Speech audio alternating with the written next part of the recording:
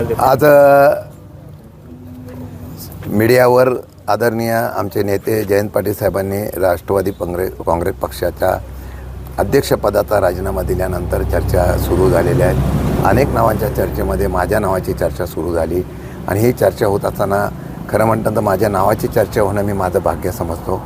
सातारा जिल्ह्यातल्या एका सामान्य कुटुंबातला एका कार्यकर्त्याला शरद पवार साहेबांच्या सारख्या एका नेतृत्वाच्या पक्षाचं मला काम करण्याची संधी आणि त्या ठिकाणी मिळते, मी माझं भाग्य समजेन। यशवंतराव चव्हाणांच्या भूमीमध्ये परत एकदा अशा प्रकारचं काम करण्याची संधी देणारा एक कार्यकर्ता पवारसाहेबांना त्या ठिकाणी जर मिळाली, पवारसाहेबांनी दिली तर मी माझं भाग्य समजेल।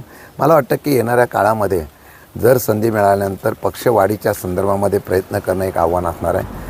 तुम्ही कशा पद्धतीने नेतृत्व करता, मी जिल्ह्याचा अध्यक्ष पण होतो, मी कामगार संघटनेमध्ये काम करतो, चळवळीचा कार्यकर्ता, आक्रमक आहे, आंदोलनं करतो आणि परिणामाचा मी कधी विचार करत नाही। त्यामुळे मला वाटतं की हे संमिश्र रसायन घेऊन साताऱ्याचा पुत्र महाराष्ट्रामध्ये काय करू शकतो हे दाखवण्याचा मी प्रयत्न 100% करेल। मला वाटतं की संधी मिळाली तर मी सातारकरांना पहिलं आव्हान करेल की संधी मिळालेल्या आपल्या माणसाला सर्वांनी प्रेम द्या। येणाऱ्या काळामध्ये पुढे काम करण्याच्या संदर्भातला निर्णय निश्चितपणाने घेऊ।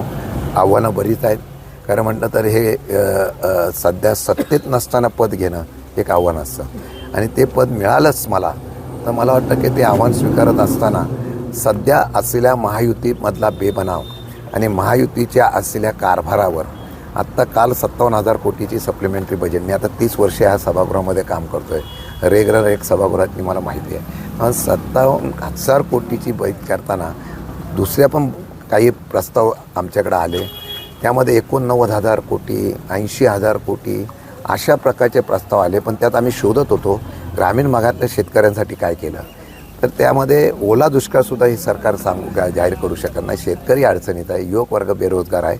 आता काल सांगितलं आम्ही आता विरोधी पक्षाने आम्ही काल प्रस्ताव ठेवलेला आहे शासकीय भरतीचा, त्याच्यावर त्यांनी सांगितलं आता 75,000 लोकांना आम्ही लगेच नोकऱ्या देतात। आता हे ऐकून आम्हीच आता हे झालेलो आहोत।